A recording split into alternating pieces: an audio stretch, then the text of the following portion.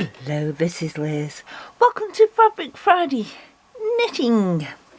I did do a lot more on this, which is just, and I do apologise for the mark on my hand, it's a burn from cooking the other day. But I did do a lot more of the just knit-a-row. And we'll just go through that again.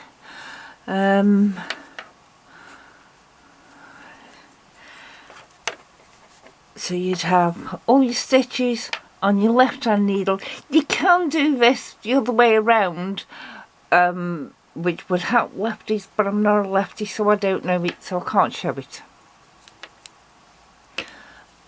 Let's just try it back here. So for knit, you've got your stitches there. Your first stitch that's here, you put your needle through the front of it, but it's not through the back. You then,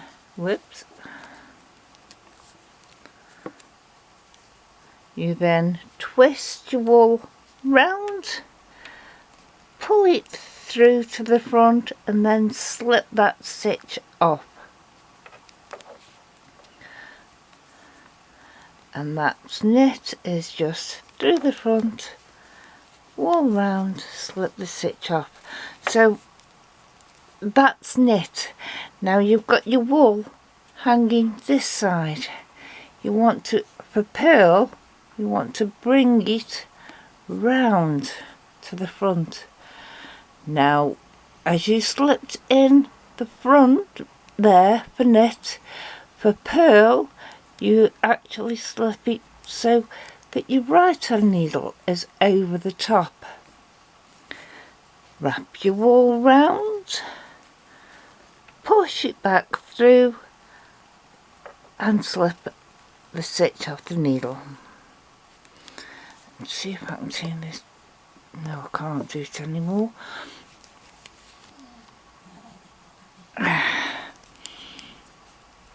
Right. Again, it's right hand needle through the front of the stitch so that your needles are crossing. Take your wool round, bring it through, hold it on there and slip that one off your left needle. So it's through, so your needles cross. Bring your wool round, slip it back through and slip off the needle. Now obviously when you're going a bit faster you don't do it as much like that, but this is just so you can get used to the idea to cross your needles over, wool round that needle,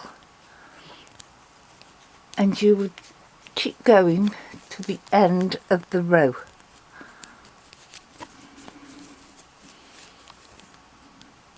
So I'll finish this row off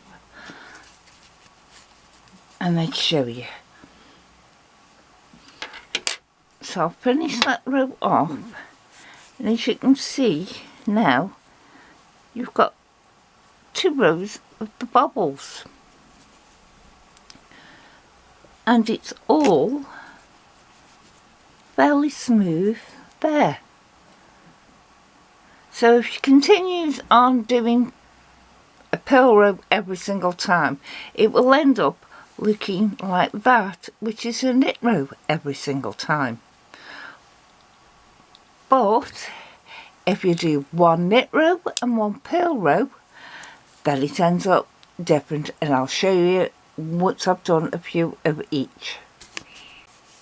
I have done a bit more there, and you can see that it's straight there. There's not the bobbles that you get if you do all knit or all purl. So you do 1 row knit, 1 row purl, and you end up with this smooth, and all of the bobbles are on the back. Now to make a rib, it's using these two stitches in combination with one another. So we'll start off with a knit stitch. We'll do 2 knit stitches. You can do 1, you can do 2, you can do half a dozen, but we'll do them in groups of 2. Bring your wool round the front of your needle, so you can do 2 purl stitches now.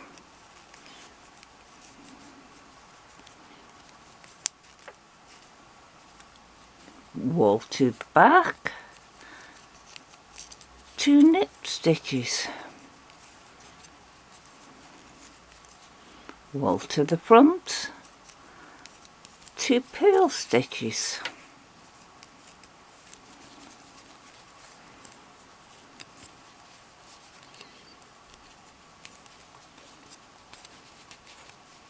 To knit, wool to the front, 2 purl,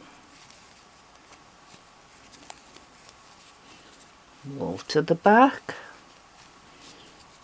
2 knit, wool to the front, 2 purl, wool to the back, 2 knit,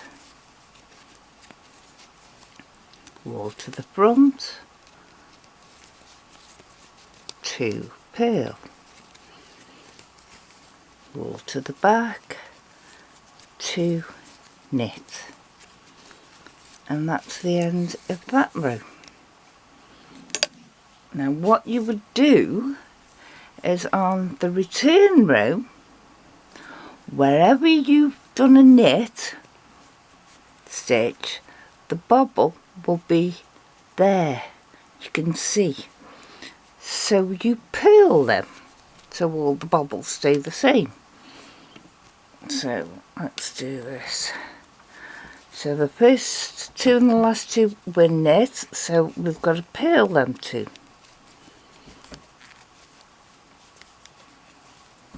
Knit the next 2. Wool to the front. Purl the next 2.